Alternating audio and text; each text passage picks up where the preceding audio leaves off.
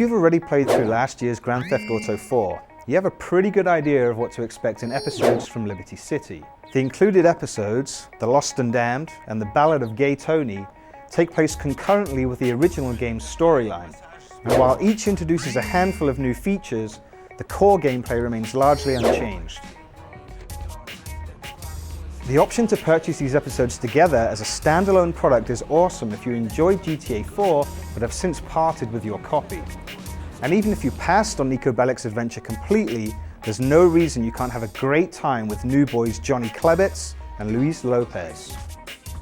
You'll get more from these episodes if you played GTA 4 beforehand though, because nods and winks to that game are scattered liberally throughout.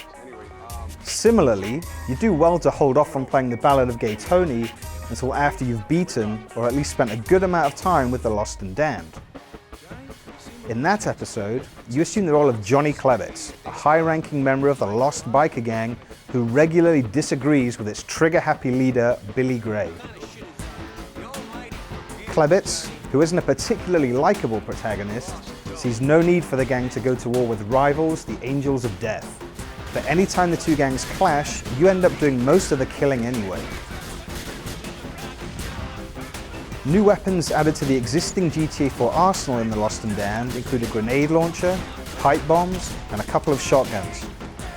These weapons are very much in keeping with both the episode's subject matter and gameplay. And since Klebitz spends so much time riding motorcycles, you can use some of them while in the saddle, which wasn't possible in GTA 4. Another neat feature introduced in The Lost and Damned, which also makes it into The Ballad of Gay Tony, is a mission checkpoint system. Some of the missions take a long time to beat, and a good number of them involve riding or driving to locations that might be a good distance away before the action really gets underway.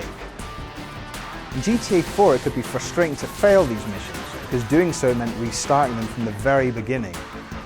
But the checkpoint system addresses that problem by giving you the option to restart from the last checkpoint that you made it through. Unlike the more inventive and varied missions of The Ballad of Gay Tony, The Lost and Damned rarely deviates from the original GTA 4 formula.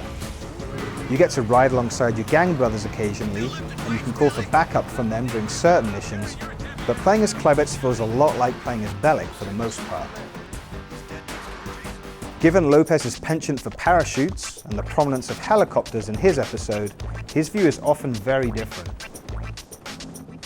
Parachutes are perhaps the most obvious new feature introduced in The Ballad of Gay Tony.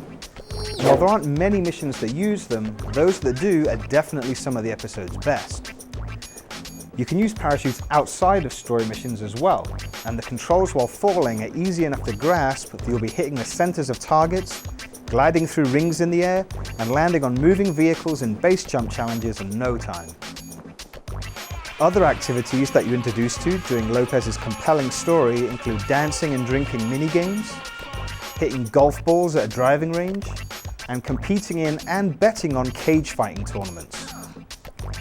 You're not likely to spend a whole lot of time with any of these optional activities, but they're fun to check out once or twice. When you're not trying to progress through one of the episode's stories, or killing time with optional activities, you might like to put your skills to the test online, in games that support up to 16 players. Each episode comes with its own multiplayer modes. The Lost and Damned has 7. And in addition to the requisite deathmatch, team deathmatch, and race options, there are some really inventive ones, like Chopper vs. Chopper. The Ballad of Gay Tony, on the other hand, has only 4 multiplayer modes, and they're all just enhanced versions of modes from GTA 4. Meanwhile, the race and GTA race modes feature new street courses and now give every driver access to a nitrous tank that gradually refills after every boost. Even if you choose to ignore the multiplayer and most of the optional activities and side missions, there's a good 20+ hours of fun to be had with these episodes. The visuals are starting to show their age, and The Lost and Damned, while great, is clearly inferior to The Ballad of Gay Tony. But in every other respect, this package is difficult to fault. The stories are compelling, the memorable characters are too numerous to mention, and the gameplay is still top-notch. If the last thing you saw in the GTA 4 universe was the ending of Niko Bellic's story, episodes from Liberty City is made for you. If you're at any other point in this trilogy, then this might not be the most cost-effective way for you to experience these downloadable episodes. but do make sure you experience them. For more detailed looks at both episodes, check out our previous written and video coverage of them on the site.